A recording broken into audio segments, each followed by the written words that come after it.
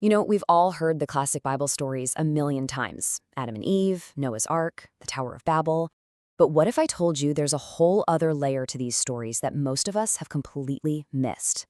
A layer that recasts them, not just as ancient human history, but as key battles in a massive cosmic war.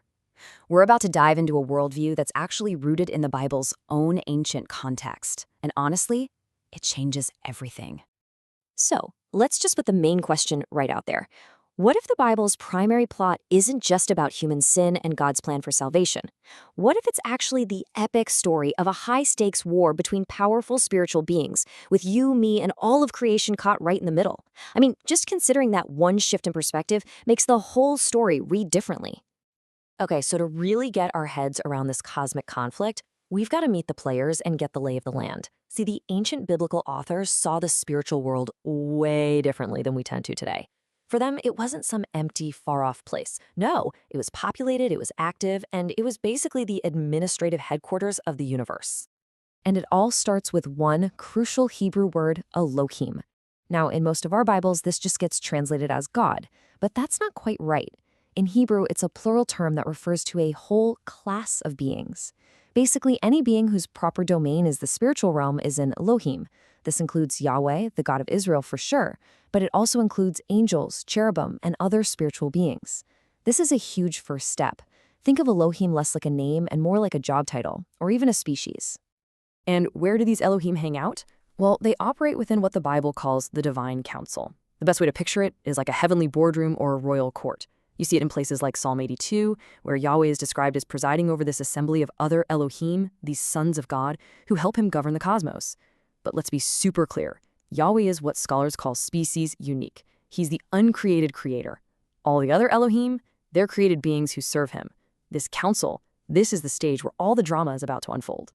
So you might be thinking, okay, a perfect creator with a heavenly administration, why is our world such an absolute mess? Well, this ancient worldview doesn't point to a single fall from grace. It points to a series of 3 world-shattering rebellions that completely broke creation. These 3 events are the ancient answer to that timeless question of suffering and evil. And what's wild is that each one was a betrayal not just by humans, but by members of God's own divine council. Let's break them down one by one. First, you get the rebellion in Eden, in Genesis 3. A high-ranking Elohim, the serpent, tricks humanity, and in doing so, he introduces death into God's good world.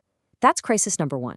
Second, in Genesis 6, a group of council members, later called the Watchers, abandon their posts, come to Earth, and cause widespread moral corruption and depravity. That's crisis number 2. And third, at the Tower of Babel, God doesn't just confuse their languages, he does something way more drastic, and it sets the stage for the entire rest of the biblical story. This verse right here, this is the bombshell, especially when you use the older reading from the Dead Sea Scrolls, which says, sons of God. What it's saying is that after Babel, God essentially disinherits the rebellious nations of the world, and as a judgment, he puts them under the authority of other members of his council, these lesser Elohim. But they become corrupt. So now humanity is fractured, divided, and living under the rule of hostile spiritual powers. The world is now well and truly broken. But that is not where the story ends, not even close.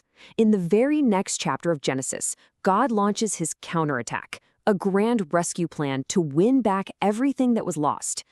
You know, it's absolutely no accident that the call of Abraham in Genesis 12 comes right on the heels of the Babel disaster in Genesis 11.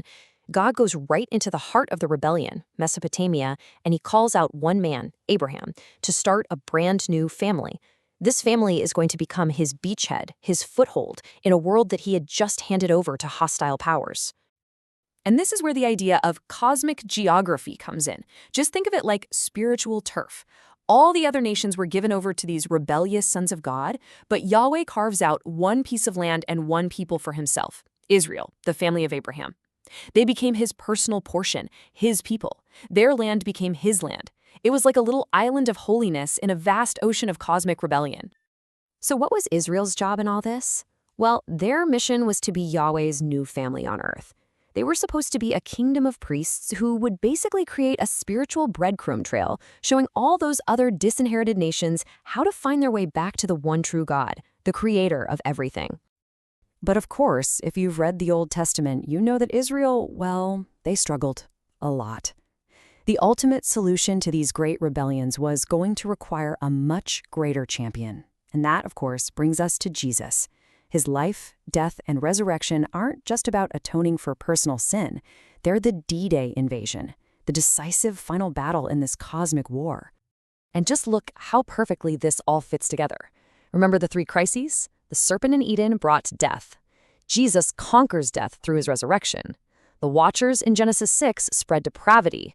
Jesus sends the Holy Spirit to literally change human hearts from the inside out. The Tower of Babel divided the nations. Jesus sends his followers out with the gospel to all nations, reuniting them into one new family.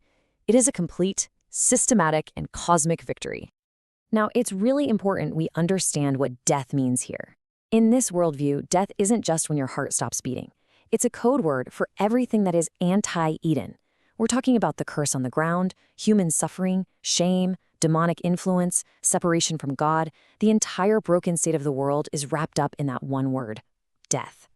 So how did Jesus beat this cosmic monster called death? Well, the logic is almost legal. Think about it. There's a spiritual contract in the universe. The wages of sin is death. Since every human sins, every human is subject to death's authority. But Jesus, he lived a perfect, sinless life. So when he was killed, death took someone it had no rightful claim over. It overstepped its jurisdiction. And by rising from the grave, Jesus didn't just escape death. He shattered its power, basically voiding its contract over anyone who aligns with him. So, the war is won. The decisive battle has been fought. But the conflict isn't totally over until Jesus returns to finalize his rule. And this is where the story gets really personal. Because in this view, believers aren't just sitting on the sidelines watching a movie. No, they are active soldiers, enlisted into the army of the victorious King Jesus. Think about baptism, for instance. We often frame it as this quiet, personal symbol of being washed clean. And it is that.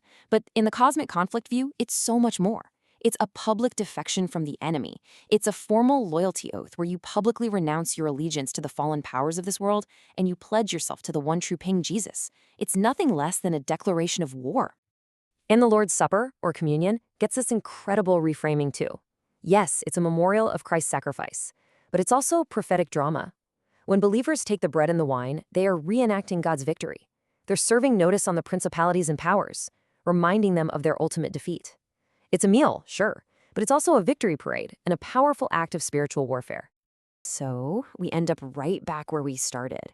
When you view the Bible through this ancient lens, it's transformed. It's not just a collection of disconnected stories.